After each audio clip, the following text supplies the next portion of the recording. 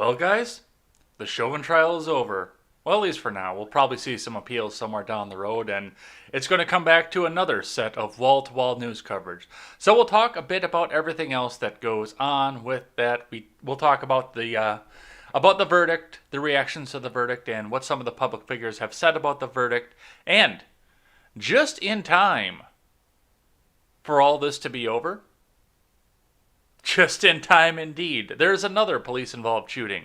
So we'll talk a bit about what goes on with that and what that means. In other news, they came out almost immediately with a renewal for the George Floyd Justice and Policing Act. So we'll talk a bit about that and the argument that Jim Jordan and Val Demings had while they were talking about this. And lastly, the Donald has decided that he needs to be back in the news once again because I'm very, very seriously considering a 2024 run.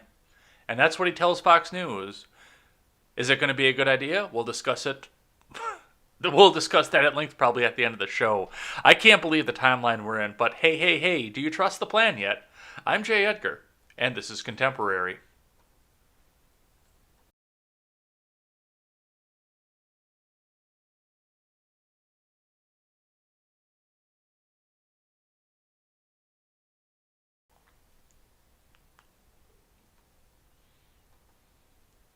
Well, good morning, everybody. So, first thing, I'm going to hold myself accountable to this point, and I noticed this when I got up this morning. Now, I was a little bit wrecked because I did stay up late last night and gave you guys another bonus stream because we had to talk about what was going on, and I wanted your opinions. And I know, during the morning show, I don't do a whole lot with the live chat, so I gave you guys an hour to go air your grievances with Chauvin, and I got some good discussion with that as well. But we're back here, we're for Contemporary, but my goal for the month of May at this point, and hold me accountable to this, is by the end of May, Contemporary is back to 7 a.m.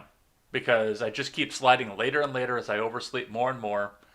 And we got to start doing this up at 7, you guys, because we got to start talking about what's going on and getting everybody out the door so they can go have their breakfast, spend their time with their families, have their morning coffee, or get to work.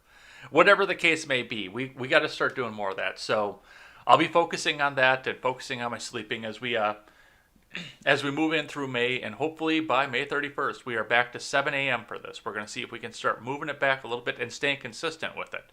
I've gone from, I actually started the show at 6:30 for a while, and this is all Central Time too, by the way, but 7 I think is a good time because by that point, we're all done. We've all seen what's going on. We all know what's going to happen with finance, and everybody's ready to go back to work in all 4 U.S. time zones. So that's the goal. That's what we're going to try to do for May. But that's enough about me. We got plenty of other stuff to get to today, and it's going to be quite a day. But before you get into this, head on over and check out all my friends from the Freedom Scoop Media Group as we continue construction of our website.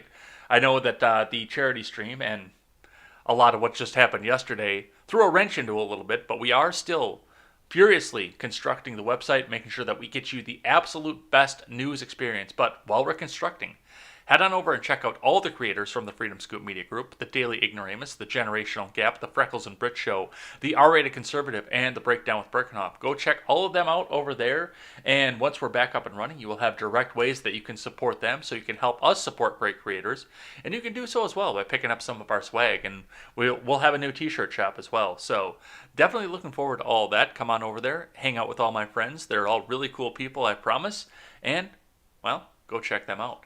All right, let's look at finance for the morning here. Looks like we had another steady day of drop-off, bringing us back down to 33,821.30.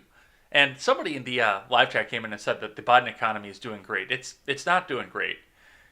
It's a little bit on life support from the previous economy right now, but that's due to crash too. Well, we were looking at the fact that that was due to crash to begin with, but now we're also talking about major tax hikes in both the corporate sector and the private sector as well. So enjoy it while it lasts, and make sure that you stock up and get yourself prepped.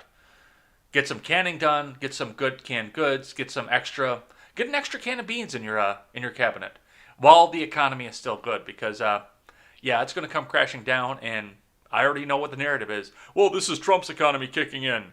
This couldn't be Joe Biden's economy, definitely. And you think this is Kamala Harris's economy? You fucking racist. But start to prepare. Make sure you make sure you're ready to go, and make sure that you've got all that extra food in there. I've been canning. I've been canning like crazy. Plus, I've been growing my own vegetables this year. So anything you can do to make sure that you're not reliant on having that job the next day, just in case it does happen to go away for whatever reason, anything you can do to set yourself ahead is going to set you ahead. So definitely go back and look at that. Let's look at the Bitcoin. Bitcoin is at 55,460 US dollars even, a slight uptick from yesterday, but not very much. So, well, I think this is going to be where it holds steady throughout the year, but this is not this is not financial advice, so consult your financial advisor before you make any sort of decision off any of this. Let's have a look at let's have a look at the gas first, because usually I do that before Gas Buddy. Or I'm sorry, before IBD. Give that a second to load. Looks like we are staying at 257 mostly consistently across the Madison area, with a couple of stores hitting 258 or 259. So we're on the steady uptick for this. Let's see what IBD has to say. Dow Jones Futures, Netflix dives on subscriber miss. Chip giant ASML rallies after market retreat, slams leaders. Not to be confused with what you see on Twitch, where they do this kind of stuff. It's ASML, not ASMR. Pa, pa, pa. I think you're supposed to listen to that with headphones. I don't know. I tried to watch ASMR once. It was weird. It was weird. But, that's what people do, I guess. If there's a market for it and people pay money for it, capitalism always wins. This is from Ed Carson. Dow Jones Futures and S&P 500 Futures edged lower. Wednesday, NASDAQ futures fell modestly on Netflix stocks, but there were some notable earnings winners overnight, including chip gear giant ASML. Tuesday was another rough session for the stock market rally. Growth names and small caps sold off on Tuesday, with Q2 holdings crashing after a more powerful breakout Monday. But travel plays tumbled too, with steelmakers, miners, energy companies, industrials, and financials all retreating. Tech titans held up reasonably well, with Microsoft, Google parent Alphabet, and Facebook roughly flat. Apple retreated slightly after its spring-loaded product event, but has been outperforming in recent weeks. But the strong action in Google stock, Microsoft, has masked recent weakness. Yeah, apparently there's supposed to be a purple iPhone coming out too. That's supposed to be a more expensive option to get it in purple. Seriously? But it's what people want.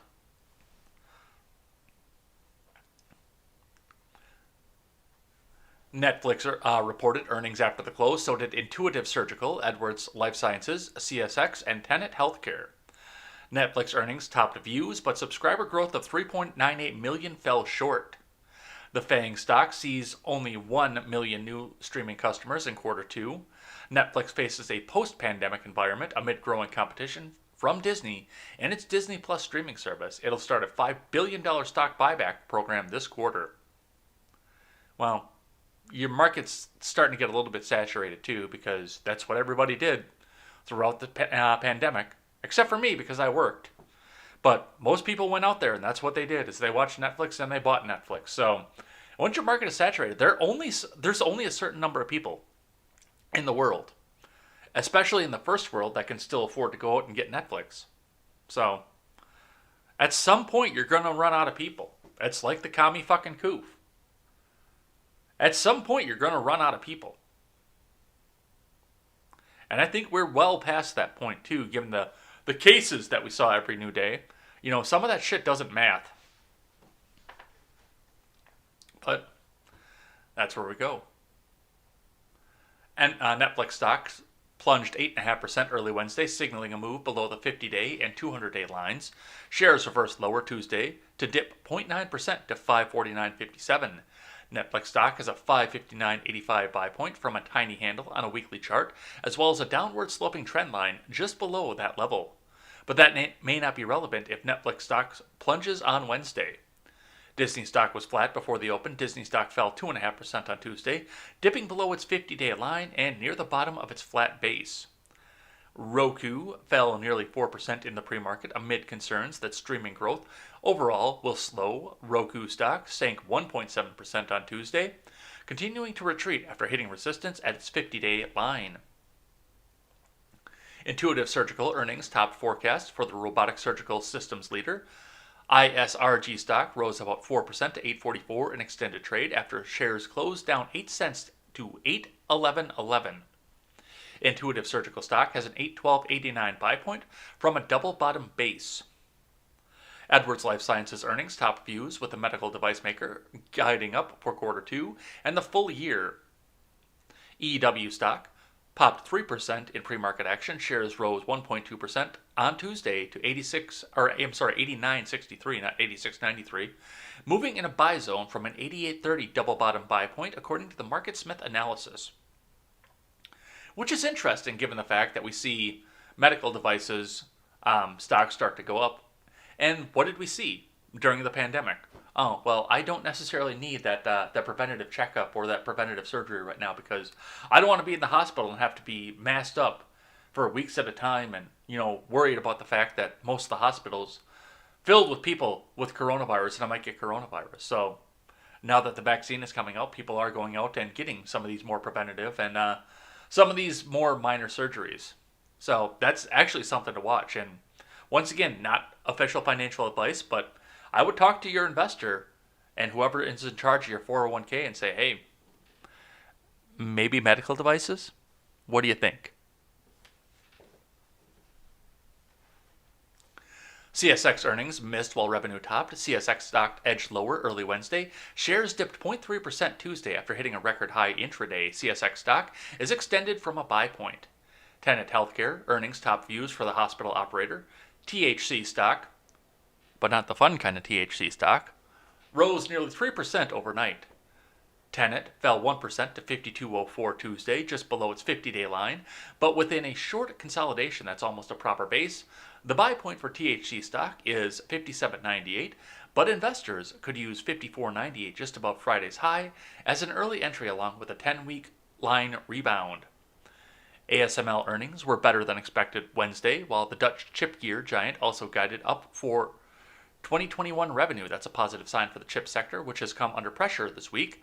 Lam Research is on tap after the close. ASML stock rose 4% before the open, while Lam climbed 1%. Both ASML and LRCX stock fell Tuesday, but remained in buy zone. And once again, that is ASML, not ASMR. All right, let's look on to the futures here. Dow futures fell just below fair value. S&P 500 futures fell about 0.1%. NASDAQ 100 futures retreated 0.3%. Netflix stock was a drag on NASDAQ. The Bitcoin price fell below 55,000 on Wednesday morning, but it came right back up, it looks like. Remember, overnight action in Dow futures and elsewhere doesn't necessarily translate into actual trading in the next regular stock market session. Let's see what CNBC has to say, and then we're going to go talk about the big news of the day. And we all know what it is. We all came into this knowing what this show was going to be this morning. 5 things to know before the stock market opens on Tuesday from CNBC. From Matthew J. Belvedere. 1. Stock set to fall after Dow S&P 500 slide from record closes. U.S. stock futures fell Tuesday as investors consider quarterly results from 4 Dow components and look ahead to Netflix earnings. And an Apple product event in the afternoon, Apple is expected to unveil new iPads, iMacs, as well as device tracking AirTags. Boy, if that's not Orwellian. I mean, you've already got a tracker anyway, no matter where you go. Tobacco stocks were under pressure after the Wall Street Journal reported that the White House may order tobacco companies to cut nicotine levels in all cigarettes. Who smokes anymore, other than Robert from the Generational Gap? That's been one thing I've been noticing, and you see almost nobody smoking anymore, especially not compared to the levels that it used to be. Even vape is falling by the wayside. I mean, I'm sure there's still a market for it. They're still in the stores, but hell, every once in a while, especially if I drink, I go out and get a pack of cigarettes. And the last two I bought were stale by the time I opened them, which tells me they're having a little bit of a problem turning over inventory. But apparently there's enough out there that it's still a billion-dollar industry.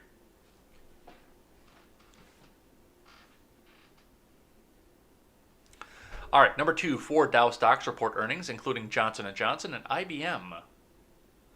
Dow stocks, Johnson & Johnson, Procter & Gamble, and Travelers reported results before the bell. IBM, also Dow stock, issued quarterly earnings late Monday. Johnson & Johnson beat estimates. Well, that's going to change because they just got their vaccine suspended last week. Procter & Gamble topped expectations because people are getting ready to go back out into the world, so they need to go start showering up again and getting their hair done and all that kind of fun stuff. Travelers reported better than expected earnings. Revenue basically matched estimates. The insurance giant raised its dividend and added $5 billion to its buyback programs. Shares rose 1% on the pre-market. Well, insurance is going up, I guess. And IBM issued first quarter earnings and revenue that exceeded estimates. People are starting to go restock their offices with computers because people are going back to work. Number 3, United Airlines issues its 5th consecutive quarterly loss. Don't get into enclosed places with people and wonder why the airlines are losing money. Shares of United Airlines fell 2.5% Tuesday's pre-market. The morning after the carrier reported a wider than expected first quarter loss of $7.50 per share. Buy low, sell high, and if you're selling as it's going down, you're losing money. Number 4, Elon Musk says autopilot was not enabled in Tesla crash in Texas. So this was the Tesla lawsuit that we're looking at and the investigation that went into this, and it looks like that's going to come out in Elon's favor. So we watch Tesla stock, and that may actually start to go up at this point. And number 5, in Minneapolis, a fortified city awaits the Chauvin verdict. Yeah, we already know what's going to happen with that because we already saw that. All right, let's get into the news of the day. We all know what this is going to be. We all know where this is going to go. So let's get into it. We got a lot of video to watch today too, so. Starting from WGN 9 out of Chicago. Former officer Derek Chauvin found guilty on all charges in murder of George Floyd. From the Associated Press, Eric Runge, Bronak Tumulty, and probably more. Former Minneapolis officer Derek Chauvin was convicted Tuesday of murder and manslaughter for pinning George Floyd to the pavement with his knee on the black man's neck in a case that triggered worldwide protest, violence, and a furious re-examination of racism and policing in the U.S. Chauvin, 45, was immediately led away with his hands cuffed behind his back and could be sent to prison for decades. Don't take a victory lap or anything, WGN. The verdict, guilty as charged on all counts in a relatively swift across-the-board victory for Floyd's supporters. I can't believe the propaganda here already. I can't believe that.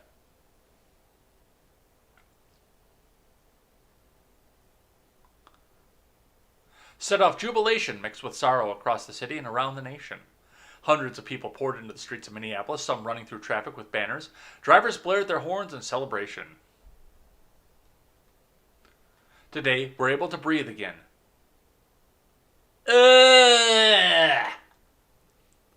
Floyd's younger brother, Philanese, said at a joyous family news conference, where tears streamed down the face as he likened Floyd to the 1955 Mississippi lynching victim, Emmett Till, except that this time, there were cameras to show what happened. The jury of 6 whites and 6 black or multiracial people came back with its verdict after about 10 hours of deliberations over 2 days. The now fired white officer was found guilty of second-degree unintentional murder, third-degree murder, and second-degree manslaughter. Chauvin's face was obscured by his COVID-19 mask, and little reaction could be seen beyond his eyes. Darting around the courtroom, his bail was immediately revoked. Sentencing will be in 2 months. The most serious charge carries up to 40 years in prison. He's not going to get 40 off of this. That much I can tell you. Defense attorney Eric Nelson followed Chauvin out of the courtroom without comment. President Joe Biden welcomed the verdict, saying Floyd's death was a murder in full light of day and it ripped the blinders off for the whole world to see systemic racism. Systemic, you say? So, one isolated incident shows what the whole system is doing. Please, tell me more. The jury's decision was hailed around the country as justice by other political and civic leaders and celebrities, including former President Barack Obama. I had to weigh in on this because I've got to make this about me somehow. And I got to make sure that those racial tensions stay high because the people that I support need to make sure that they always have the black monolith vote. And I need to make sure that no black person ever votes Democrat again. That's what I need to do. Oprah Winfrey, and California Governor Gavin Newsom, a white man who said on Twitter that Floyd would still be alive if he looked like me. Jesus fucking Christ. The pandering in this bullshit.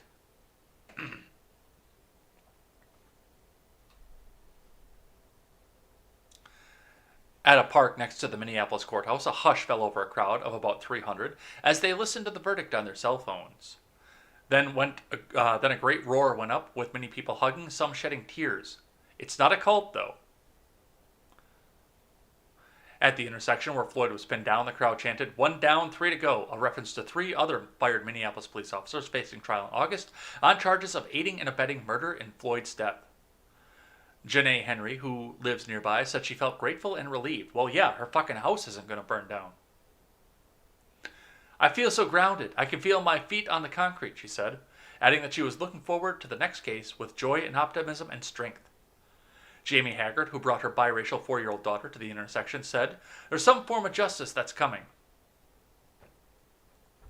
The verdict was read in the courthouse, ringed with concrete barriers and razor wire, and patrolled by National Guard troops, in a city on edge against other rounds of unrest, not just because of the Chauvin case, but because of the deadly police shooting of a young black man, Daunte Wright, in a Minneapolis suburb on April 11th. So there's a lot of stuff to go on to talk about with this, and what a lot of this meant. And really, honestly, in a completely subjective world where everything would have been under a normal circumstance, there is no way that this case goes the way that it went. But you also have to consider, these jurors went into a courthouse that was ringed with security and razor wire. What do you think is... That in itself is a form of jury intimidation. Because the city doesn't believe that they can keep the jury safe unless there's unless the courthouse is a fortress at this point. Just outside the door, there's an autonomous zone where law enforcement's not allowed to go. And yes, we have Maxine Waters, and we're sequestered. Bullshit. Bull fucking shit. You knew what was coming. You all knew what was coming if this went the wrong way. Why do you think the National Guard was brought out for all of this? And we'll talk a bit about what BLM has to say about that as well. But DC knew what was going to happen if this went the wrong way. Minneapolis knew what was going to happen if this went the wrong way. Los Angeles knew what was going to happen if this went the wrong way. You think those 14 people didn't know what was going to happen if they said the wrong thing? I would love to be a fly on the wall in that jury deliberation room.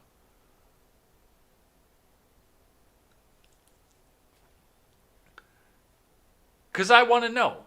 I legitimately want to know at this point if the conversation was, "So, do you think he did it?" Or if it was, "Man, I can't lose my house. And I can't afford to move out of here right now. My insurance isn't going to cover it if there's a riot, especially if they find out who I was and the fact that I was on this trial."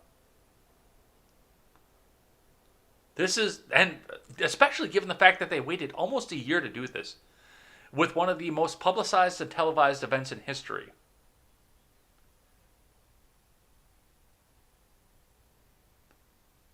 That, as they keep saying, as they keep reminding the world, sparked worldwide protest over this.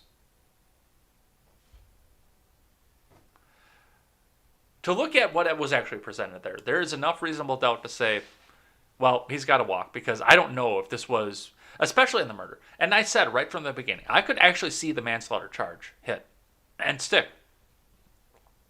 It will depend on which medical examiner's report is used, but even there was still reasonable doubt to that. But, I mean, negligent killing, essentially. I would have said third degree and would have said for sure that would stick, but, as soon as I heard guilty on the second degree, I said, no, there's no way. There's no way that anything else is going to come back out of this. It's going to hit on all three. Because they've been pressured in to do this. Third degree manslaughter would have been a guaranteed slam dunk, without a trial, to be completely honest. But that's not what was put up there. And this does change and I talked about this last night too, this really does change the way that policing is going to happen, but not in the way that the lawmakers think. Now, who the hell is going to go into these neighborhoods to go and try to enforce a law? Like if somebody makes a 911 call from one of these neighborhoods, what police officer is going to go in there? What police officer is going to go in when a woman calls screaming and crying on the phone because her ex-husband's out there with a knife trying to rape her? And the police officer is going to look at this and says, if I try to defend myself, I'm going to go down for murder. I got better shit to do. Somebody else can handle this one. So, there's a lot of stuff that went on with this. And I also mentioned last night the fact that now we're talking about George Zimmerman and Michael Brown. I don't even know what the officer's name was in the Michael Brown case. But we're talking about these old cases now. So, this wasn't just Chauvin on trial either. This was Rustin Shesky on trial. This was George Zimmerman on trial. They started to bring all these people up. So now we have justice for Trayvon Martin, justice for Michael Brown. That's what they keep saying about this. This wasn't a trial. This wasn't a criminal trial. This was a political trial. And I am deathly afraid that that's what all trials are going to become at this point. They're not going to be criminal trials anymore. They're going to be political.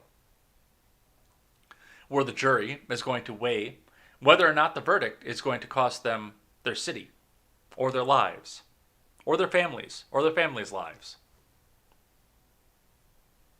And are we still innocent until proven guilty? That is the other thing that I worry about with this. When Peter Cahill, the judge in this, said, as the judge, I'm supposed to have the interests of the state in mind, that terrified me.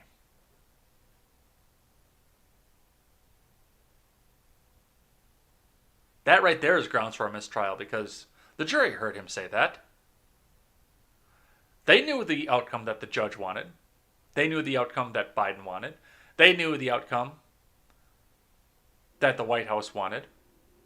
And that's the other thing, and I talked a bit about this last night too. I do have to wonder, and I got questioned about this afterwards, because I went and hung out in a Discord chat with a couple of my friends after all this went down.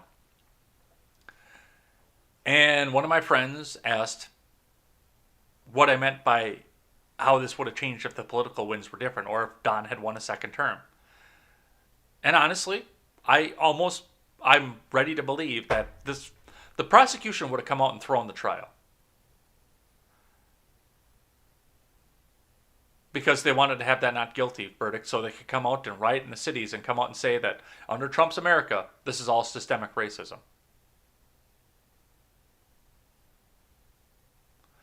But we don't want riots in Biden's America. We can't have any of that shit.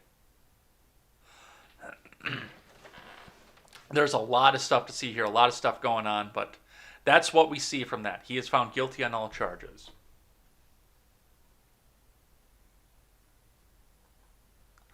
All right, let's watch what happened immediately afterwards. Your Honor, the state would move to have the court revoke the defendant's bail and remand him into custody pending sentencing. Bail is revoked, bond is discharged, and the defendant is remanded to the custody of the Hennepin County Sheriff. Your Honor, the state would move to have the court revoke. So, and I mean, that's actually going to be standard. I know a lot of people were outraged about this too, or celebrating the fact as well when they heard this news. Whoa, ha ha ha! His bail was revoked. Well, he just got convicted for murder. What did you think was going to happen? Oh, well, you got convicted for murder, but we trust you'll come back for sentencing.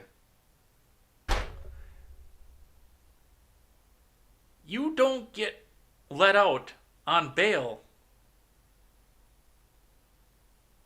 for anything if you get convicted.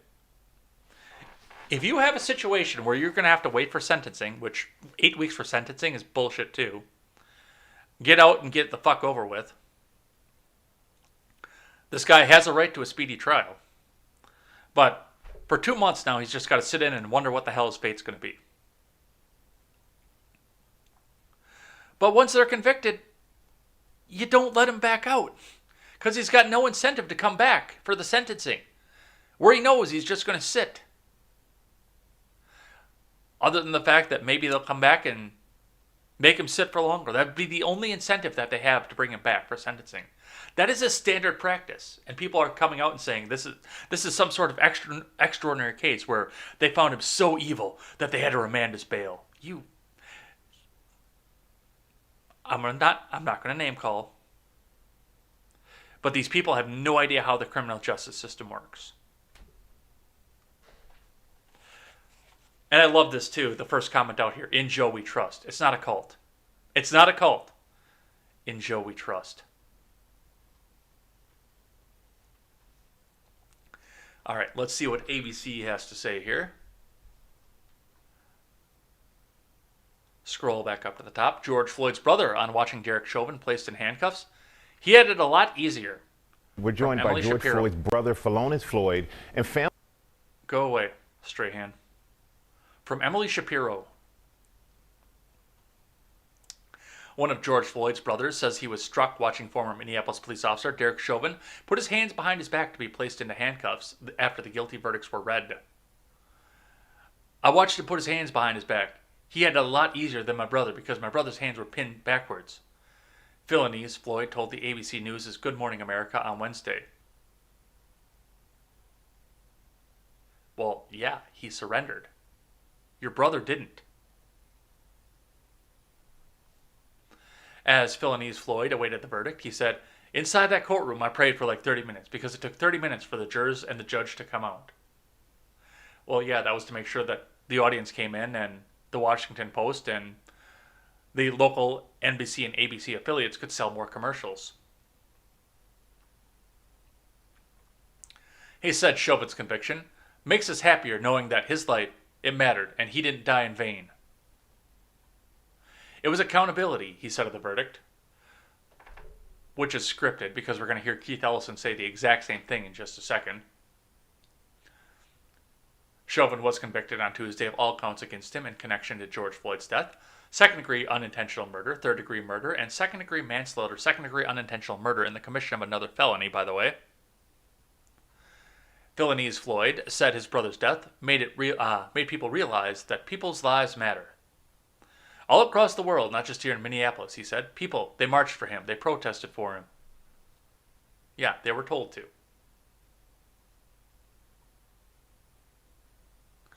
Gianna, George Floyd's 7-year-old daughter, said, she said her dad would change the world, and I think that we'll be able to cement his legacy because he did just that. He changed the world, Philonise Floyd said. It's not a cult, though. He brought everyone across the country together for one purpose, and that was to make sure that these officers be held accountable. Floyd family attorney Ben Crump added on GMA that he hopes this case sets precedent for where liberty and justice for all applies to all Americans, except for the police. Except for the people who are involved in a high-profile case. Fuck them. Liberty and justice doesn't apply to them. Trump said passing the George Floyd Justice in Policing Act is the next step to prevent some of these unnecessary killings. And we'll talk a bit about that too, but yes, Philonise Floyd. I can breathe now.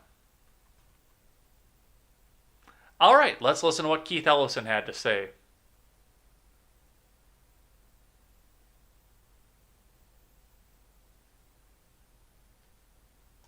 That long, hard, painstaking work has culminated today. I would not call today's verdict justice, however, because justice implies true restoration. But it is accountability, which is the first step towards justice. And now the cause of justice is in your hands. And when I say your hands, I mean the hands of the people of the United States. That long, hard...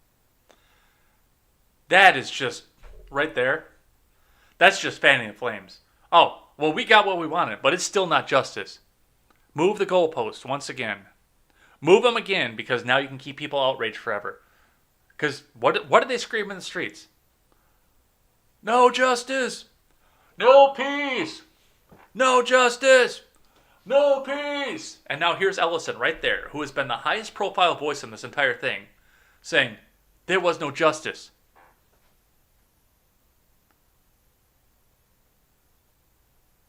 Is this guy even going to make it to prison at this point? Or are they going to drag him out in the town square and lynch him? Oh, wait, no, I'm sorry. I forgot. You can't lynch anybody unless they're black.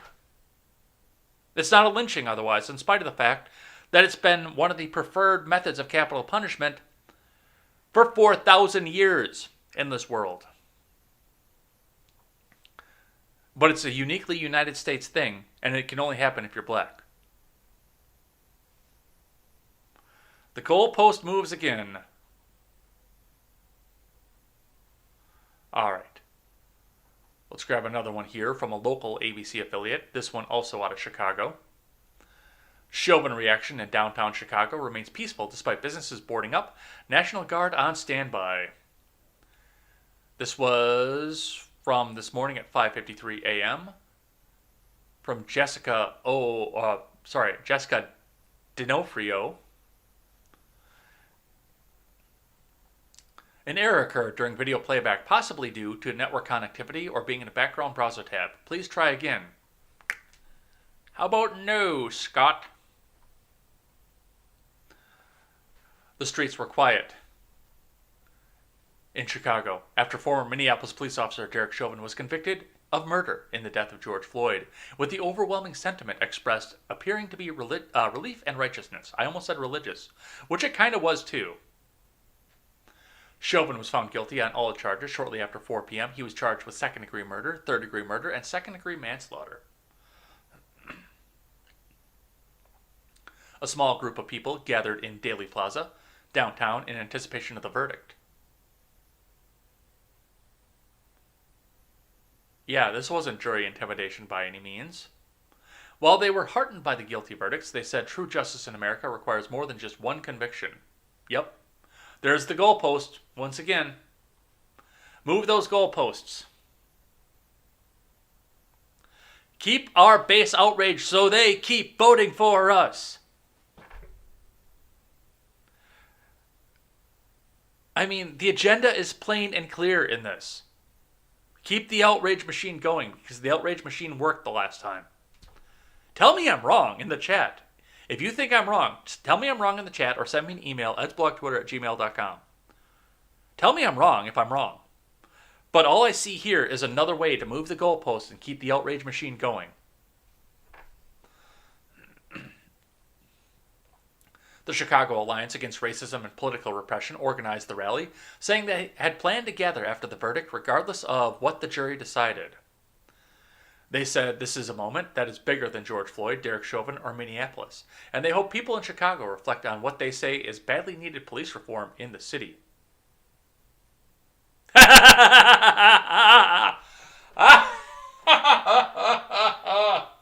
Oh, badly needed police reform in the city of Chicago. Oh, that's funny.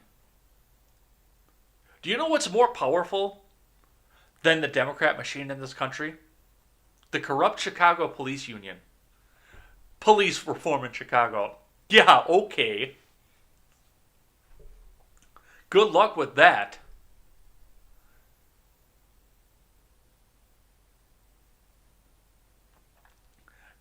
You go out and demand police reform in Chicago and see how many people wind up deceased in their beds, especially in the media.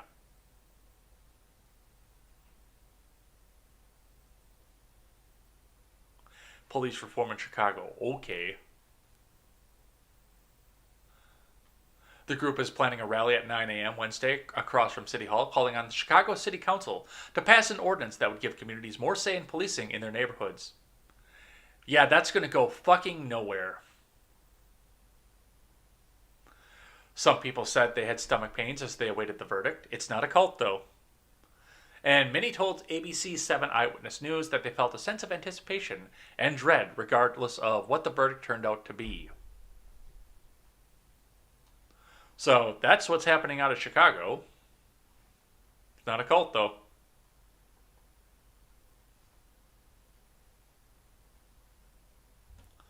All right, let's keep going because we got some more stuff to get to.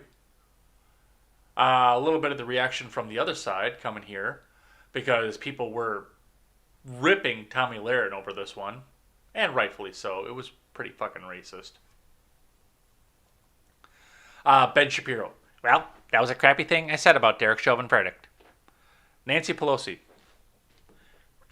Hold my beer. Tomi Lahren.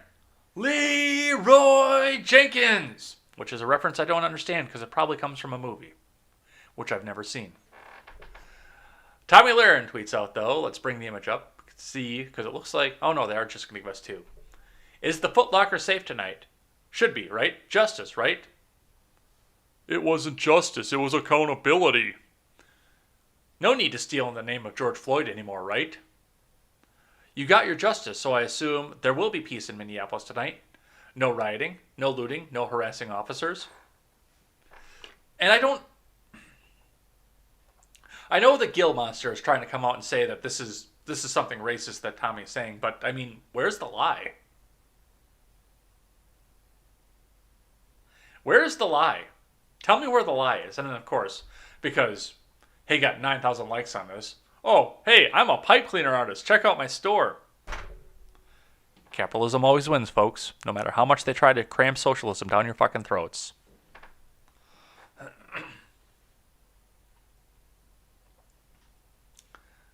But where's the lie in this? What did they do? What were they doing in the wake of Daunte Wright? They went into the Foot Locker, and they stole shoes. And they went in the Dollar Tree, too, for whatever fucking reason. I mean, they practically give everything away at the Dollar Tree anyway, but that's another story for another time.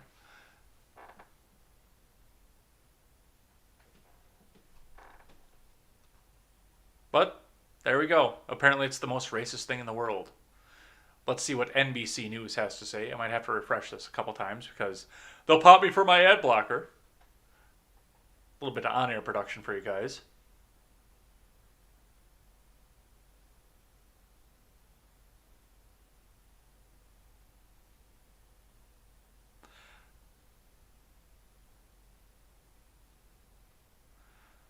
Well, Nephilim Ninja says, well, Tomi looks very qualified for TV to me.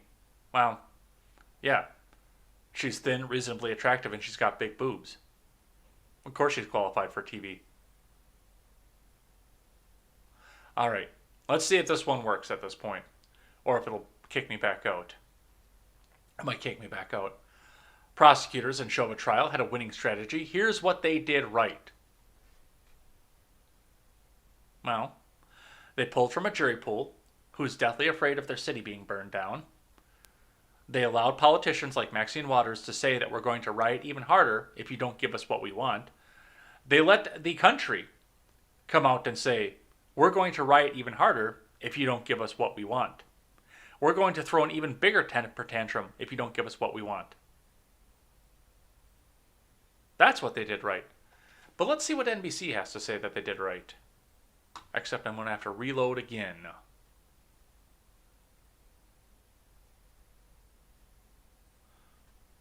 Come on. I know you don't want me to read this because of an ad blocker on. But I don't want you to have my ad revenue. So fuck you. This is from Eric Ortiz. Prosecutors in the trial of Derek Chauvin, the former Minneapolis police officer charged with killing George Floyd, made a straightforward appeal to the jury during closing arguments. Use common sense. Believe your eyes. What you saw, you saw. Driving home that message, in essence, to trust the video evidence. That was the linchpin of the state's case, which that's a problem that I had with the defense. Because all they had to do was sit and show the full video that got leaked to the Daily Mail. And that would have cast enough reasonable doubt on this case. I don't think it would have been enough reasonable doubt to overcome the fact that the jurors are living in dangerous areas that might get burned down. But under a normal circumstance, that full video would have been enough to acquit on reasonable doubt. Driving home that message, in essence, to trust the video evidence, that was the linchpin of the state's case, was a winning strategy for prosecutors who shut down the defense in the highly anticipated trial. This is such fucking propaganda. This isn't news, this is propaganda. Legal analysts and policing experts said Chauvin, 45, was found guilty on Tuesday of all charges against him, second-degree unintentional murder, third-degree murder, and second-degree manslaughter, which required the jury to unanimously agree that the force he used on Floyd, 46, while he was detained by police in May, was unreasonable and reckless, and that it caused his death. Video taken by bystanders showed Chauvin kneeling on Floyd's neck for more than 9 minutes, as Floyd repeatedly said, "I can't breathe." That video and the instruction to the jury, "Believe your eyes," was powerful and made up an overwhelming amount of evidence, said Kalfani Tour, a former police officer who was an assistant professor of criminal justice at Quinnipiac University in Connecticut. The defense were lacking, and they were shredded by the prosecution, he said. Chauvin could face 75 years in prison during the sentencing phase in the next 8 weeks.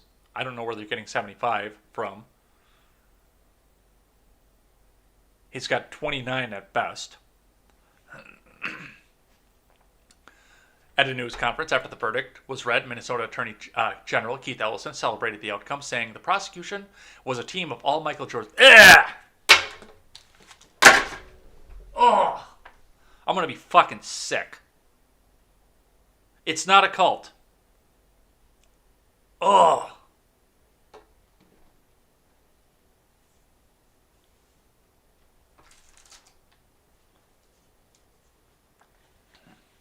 It's not a cult. During the trial, Chauvin's defense attorney, Eric Nelson, said Floyd's cause of death was underlying heart issues and the fentanyl and methamphetamine that were in his system. Chauvin arrived at the scene with 3 officers and acted as any reasonable officer would have, Nelson argued, in trying to subdue Floyd. He employed an authorized use of force, as unattractive as it may be. But several officers, in a rare public rebuke of fellow member of law enforcement, testified that they believed Chauvin had used excessive force. When Mr. Floyd was no longer responsive and even motionless, to continue to apply that level of force to a person, proned out, handcuffed behind their back, that in no way, shape, or form is anything that is by policy, Minneapolis Police Chief Madaria Arradondo testified, "It's not a part of our training, and it's certainly not a part of our ethics or values." CYA mode. Cover your ass. To make sure that we don't lose another police department in all this. Cover your ass. But there we go. That's what they did right. They're a team of all Michael Jordans. It's not a cult, folks. They will tell you right out, it's not a fucking cult.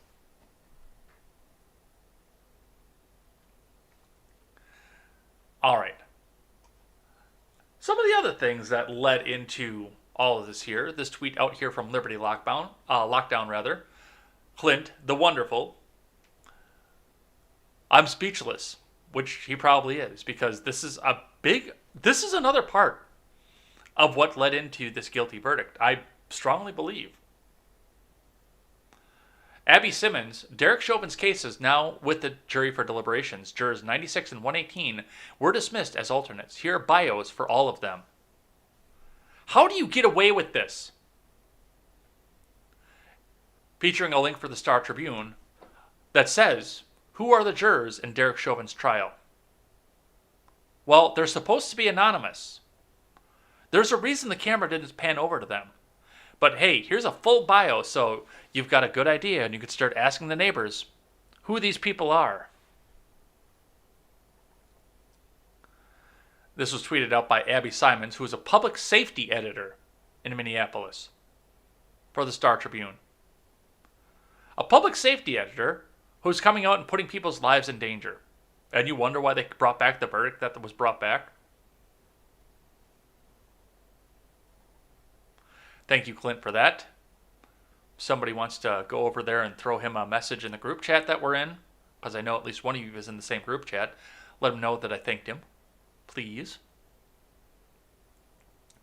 Will Chamberlain says this is impeachable because Sabrina Siddiqui says President Biden on Derek Chauvin trial. I'm praying the verdict is the right verdict. The evidence is overwhelming in my view.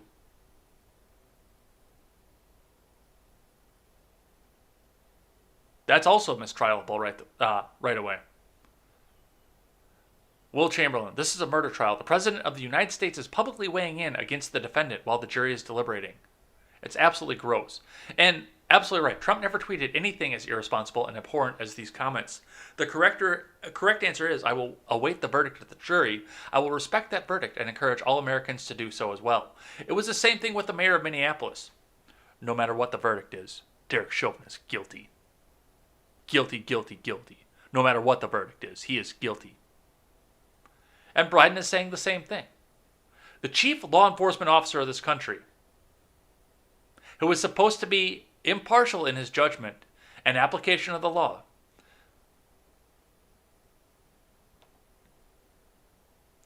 comes out and condemns a man.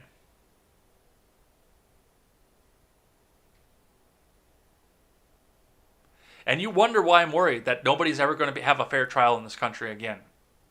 Because of something like this.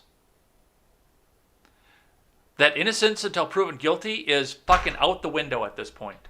You wonder why I'm worried about that.